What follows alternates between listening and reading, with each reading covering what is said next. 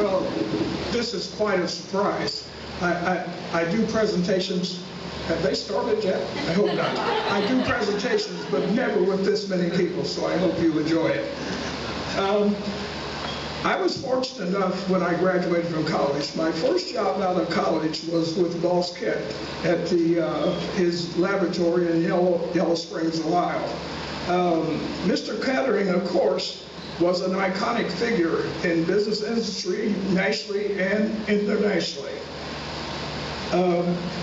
He graduated at the age of 29 at a late age as an electrical engineer from Ohio State because of his poor eyesight. Mr. Kettering was born on his family's farm in Loudonville, Ohio. In a long time, he had always wanted to be an electrical engineer, and so he graduated from high school in 1895, became a school teacher, went to Ohio State, then had to drop out because of his eyesight, became a telephone lineman, and then went back to Ohio State. After he graduated from Ohio State, he made a trip to Dayton, Ohio to visit Edward Deeds at NCR. They hit it off immediately, and NCR at that time, Deeds was the general manager and needed help on electrifying the cash register. Also, Deeds and Kettering, Deeds had a barn at his house. It was called Deeds Barn, and that is where they both did inventions and tinkering around with electric. It's also where, at one time, they invented the electric starter, the self-starter for automobiles. This is a picture of Kettering with a sample of the electric starter. Once they got a patent on the electric starter, they went to Henry Leland at Cadillac in Detroit, Michigan. He was very impressed with their patent, and he ordered 5,000 of the self-starters to put in the 1912 Cadillac. This is a 1912 Cadillac here. A 1912 Cadillac sold for $1,900 new, which doesn't seem like much, but that was a lot of money in 1912. The professional years, he was at NCR from 1906 to 1910, worked for Delco to 1920, then he became a GM vice president. GM wanted to hire him, he wouldn't go, so they had to buy Delco to get him. So that's how Delco became a division of General Motors.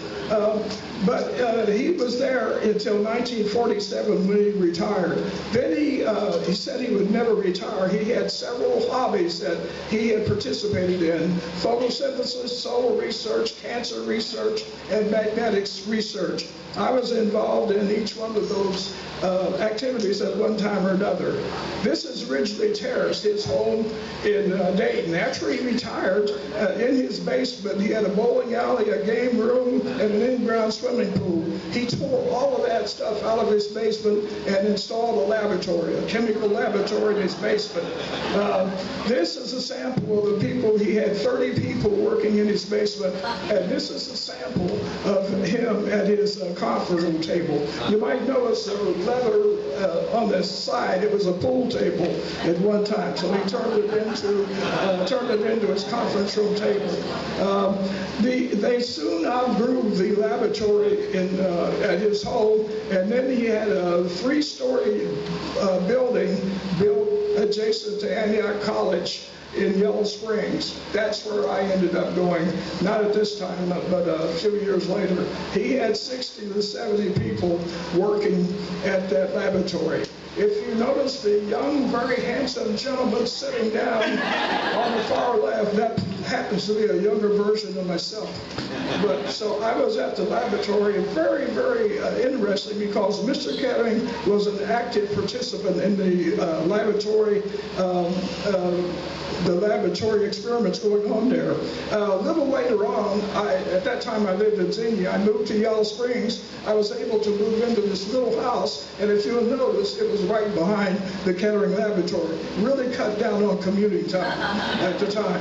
But that also was an advantage. This, you see, is Mr. Kettering, and he's working at a magnetic lab, something that not too many people know. He built another laboratory in Dayton, Ohio, south of the Montgomery County Airport, down on 741, on land he owns.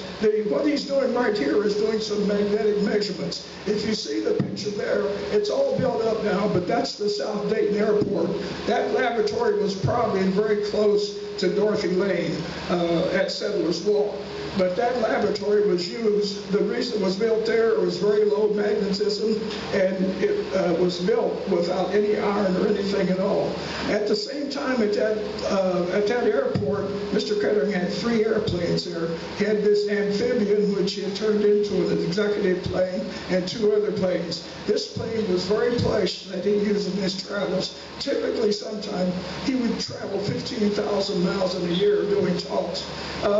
If you notice this red line here, up in the upper right-hand corner, that's a Springfield Airport. Sometimes, when he was doing something else, he would fly this amphibian. He had a pilot, he didn't fly it, but he would fly over to Springfield Airport. We would load our equipment up, then we would fly back to the Dayton Airport.